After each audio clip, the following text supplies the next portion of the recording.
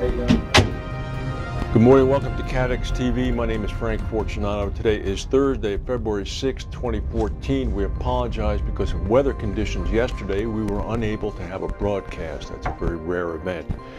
In Buenos Aires, Argentina, at an Iron Mountain data facility, a storage facility right in the Argentinian capital, a fire occurred earlier today.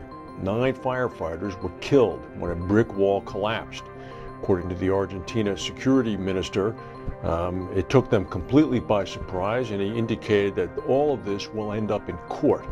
This is not the first time that a possible case of arson has occurred at an Iron Mountain facility. The facility in this instance stored corporate records as well as bank records. Indications are that it may have been an arson blaze. The Argentinian and Buenos Aires Fire Department are going to make a full report to the government. Stephen Hester, a former chief executive for the Royal Bank of Scotland, has been appointed the CEO of the UK insurer Royal Sun Alliance. He takes up the new role immediately. He's replacing Simon Lee, who quit the firm in December after accounting irregularities at RSA's Irish firm. RSA stock has gone up steadily now since Mr. Hester has been appointed to the role. In the United States yesterday, there was another storm, the same storm that prevented us from broadcasting in the northeastern United States.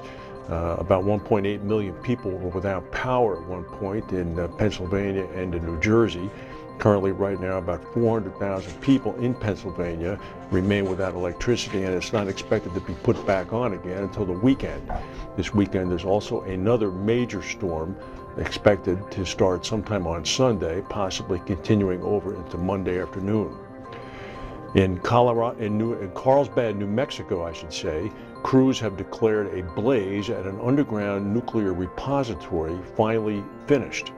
They've determined that there was minimal damage. This is after a salt truck caught fire and prompted an evacuation.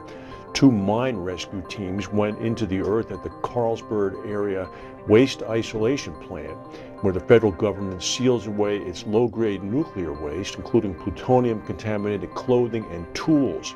The teams determined that the fire was no longer burning and reported that the air was safe to breathe. The government said that no damage or injuries have been officially reported. Meanwhile, we've been following the story about the flooding and storms in southwest England. Thousands of people in that area remain without power today. This is after severe storms battered that particular area of the UK yesterday, with winds of up to 90 miles per hour. About 44,000 households lost electricity.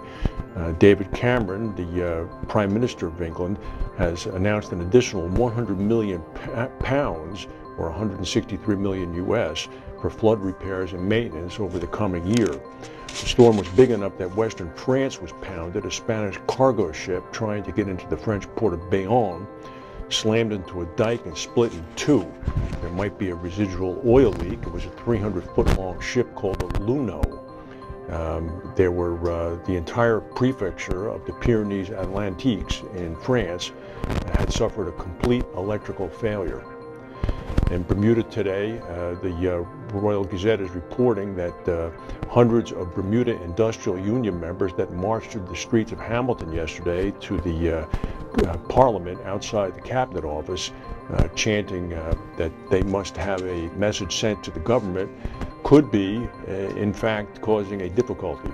This is from the Chamber of Commerce, which is, of course, a business organization. They warned that the labor dispute, which is between the Fairmont Hotel and the Bermuda Industrial Union, could, in fact, lead to havoc in the streets in Bermuda. This is all a clash over staff redundancies, and it's now managed to bring in the transport union. The leader of the transport union, in a fiery speech before a packed group outside the Cabinet office, said, "Don't wait for the bus, because it's not coming." A fire and a rock collapse at a gold mine in South Africa, the Harmony Gold's Dornof mine, killed at least 8 miners. 1 is still missing. This is the most significant mining accident in South Africa now since 2009. The mine incident occurred about a mile underground, and they're still trying to reach that group down there to see if that 9th person survived or not. There was another earthquake off the waters of Cuba last night. This is the second one in less than a month. This was a 4.3 quake about 100 miles east of Havana near the town of Marti. The previous quake was a 5.1 on January 9th in just about the same area, and that was felt all the way as far north as Naples, Florida. No reports of any damage, no reports of any tsunami. Uganda in 2006 announced that it had discovered crude oil. The citizens of Uganda have been wondering when exactly those oil dollars are going to begin to flow into the economy. Well, the country moved a significant step closer yesterday when it signed a memorandum of understanding with the Chinese National Offshore Oil Company, the Total Oil Company, and the Tullow Operations Limited. The game plan now is to develop a comprehensive plan that will include the use of gas and oil resources for power generation. The government is going to build with their new partners a refinery that's going to be capable of refining 30,000 barrels of oil a day. That will be upgraded to 60,000 barrels of oil a few years later. The government said that they expect that the refinery will be in operation by 2017, but they do expect to start producing electricity from the oil and gas 2 years earlier, by 2015. By my calendar, that's next year. I wouldn't quite hold my breath on that one. We'll keep an eye on the news today. If we have any breaking news, we'll come back and tell you. Thank you for watching, and we'll see you tomorrow.